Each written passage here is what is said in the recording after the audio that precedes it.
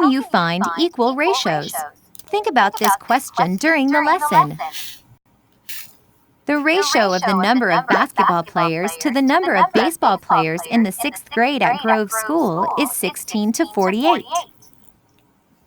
What do the numbers 16 and 48 represent?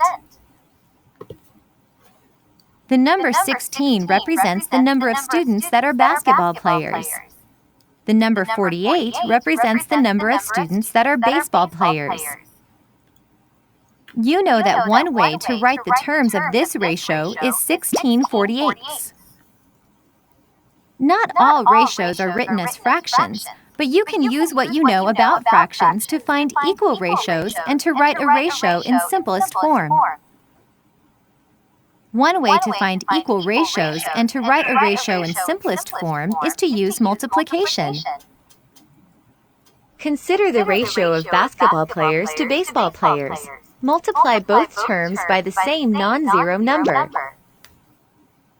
For example, 16 to 48, 32 to 96, and 48 to 144 are equal ratios. A mathematical statement that two ratios are equal is called a proportion. How can you tell if a pair of ratios is proportional? If the corresponding terms of one ratio can be multiplied or divided by the same number to change it to the second ratio, the two ratios are proportional. Another way to find equal ratios and to write a ratio in simplest form is to use division. Divide both terms by the same non-zero number. For example, 16 to 48 divided by 2 over 2 equals 8 to 24. What you know about fractions helps you with ratios because you can divide the terms by their greatest common factor to write the ratio in simplest form.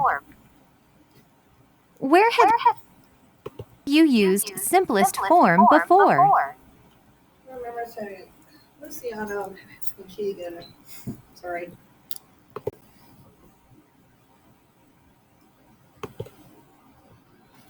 You have used the term simplest form when reducing fractions to their simplest forms. 5/10 reduced to simplest form is 1/2. So, 16 to 48, 8 to 24, and 1 to 3 are all equal ratios. Now you can use what you know about fractions to find equal ratios and write a ratio in simplest form.